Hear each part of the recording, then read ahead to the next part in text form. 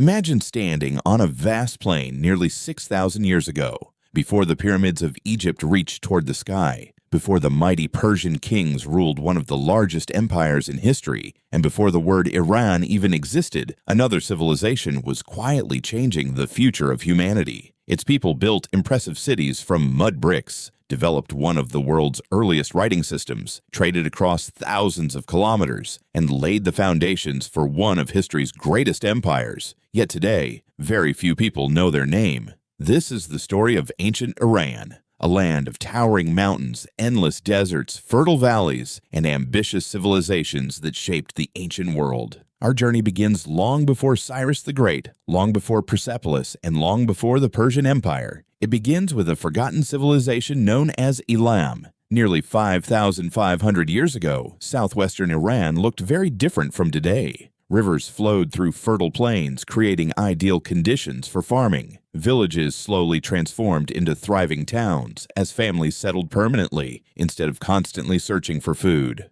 The people learned how to cultivate wheat and barley, raise sheep and goats, and store food for difficult seasons. These simple innovations allowed communities to grow larger every generation.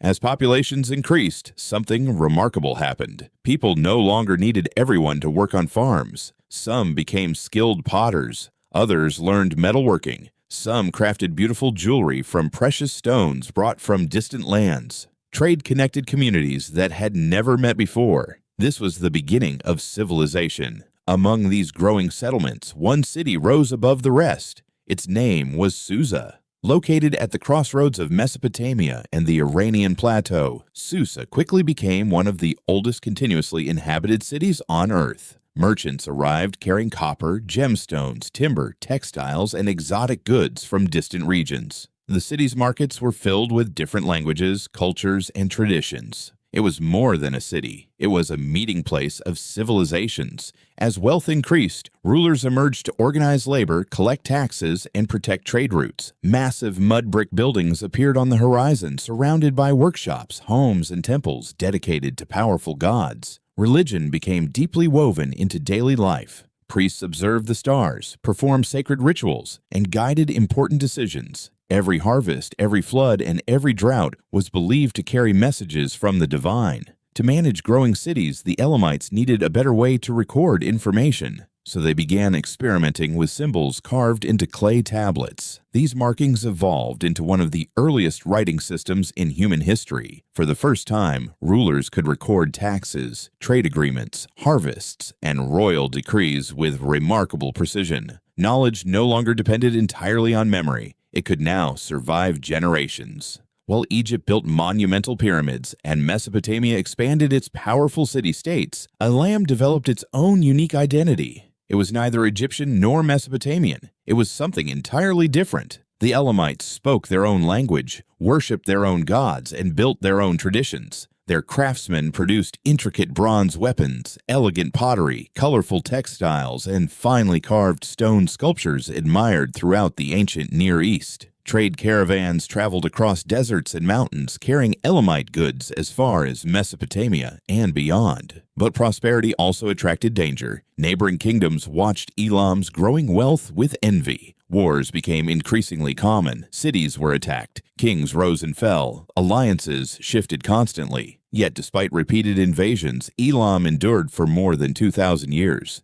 Few civilizations in history survived for such an extraordinary length of time. Generation after generation, the people rebuilt their cities, restored their temples, and continued their traditions. Without realizing it, they were preparing the stage for an even greater civilization that would one day unite lands stretching from the Indus Valley to the Mediterranean Sea. A civilization whose kings would call themselves the Persians. But before Persia could rise, another powerful people would emerge from the mountains of western Iran, warriors whose courage, strategy, and ambition would forever change the balance of power in the ancient world. Their story begins next.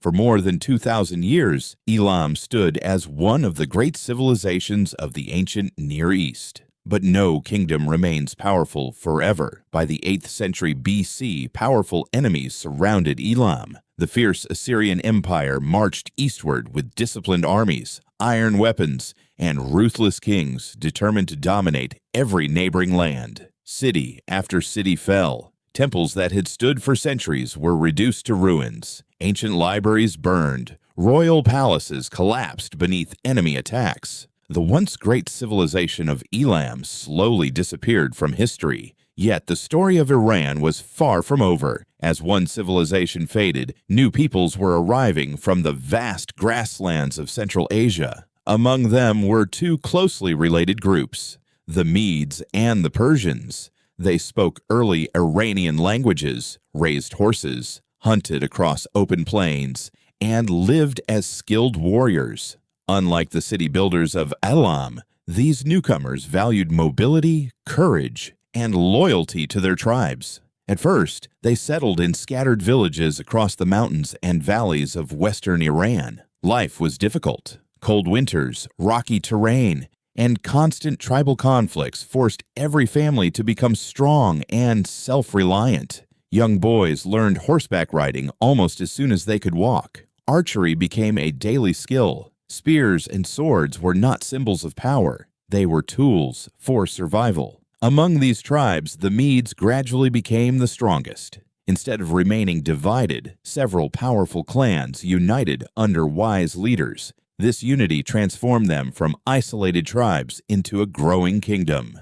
By the 7th century BC, the Median kingdom stretched across much of western Iran. Their capital, Ecbatana, became one of the richest cities of its time. Ancient writers described magnificent palaces decorated with colorful walls, precious metals, and towering fortifications. Merchants from distant lands traveled there carrying silk, horses, spices, gems, and metals. The Medes had become a major power, but another tribe was quietly growing in the south. They called themselves the Persians.